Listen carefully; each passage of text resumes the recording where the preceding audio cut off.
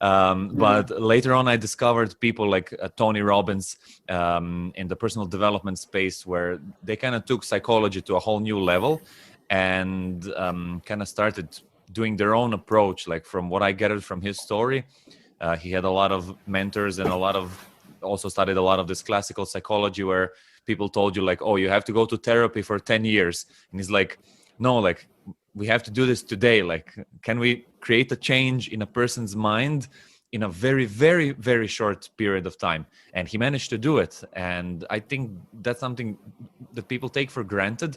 But there are a lot of great, like advancements made in people's psychology because they are able to change actually very, very fast sometimes.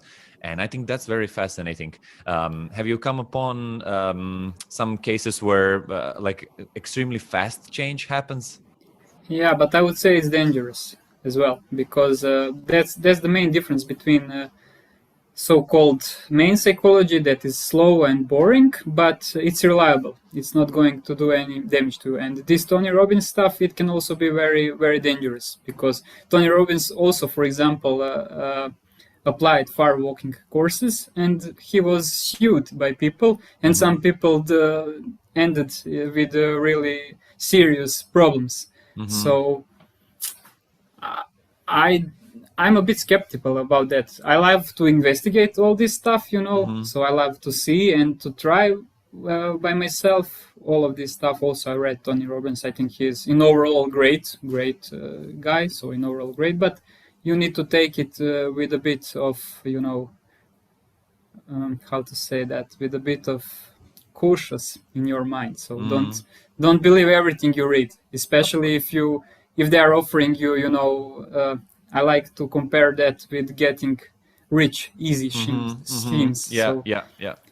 There is usually no easy way, Sometimes you are working a lot of time on yourself. That's it. That's that process I described before. So you're working a lot of time, and then bam, one event, meeting one girl, or talking to one guy, or doing one stuff. It looks like it changed a lot, but you didn't see, you don't understand that you worked for that event a lot of time, a lot of boring stuff. So, for example, you started to wake up earlier, you started to eat healthier, you started to learn something. So all that stuff you did before made this event possible. Yeah, I agree. That's kind of my perspective on this. So.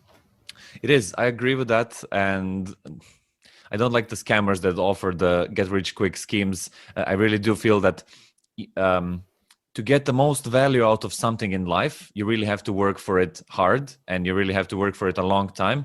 Some things will come easy, of course. There's always exceptions, like some things will be like extremely easy, and you'll be like, oh, wow, this really happened. But most of the time, for something great to happen, it actually should be hard, because if it wasn't hard, it wouldn't be great, right?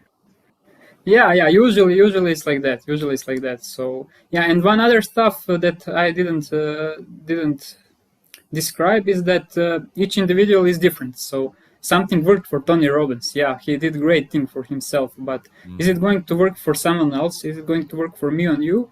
Yeah, that's the question. That's always the tough question in psychology, and that's the reason. One of the reasons why psychology never gives a strict point in the research. So they say, with reliability this and that, on this group of people we concluded this and that. So and then they are trying to generalize, but we are always careful with these generalizations. Hey, thanks for watching this video. If you want to see the full version, go to the Uncle Gold podcast YouTube channel or watch the next clip.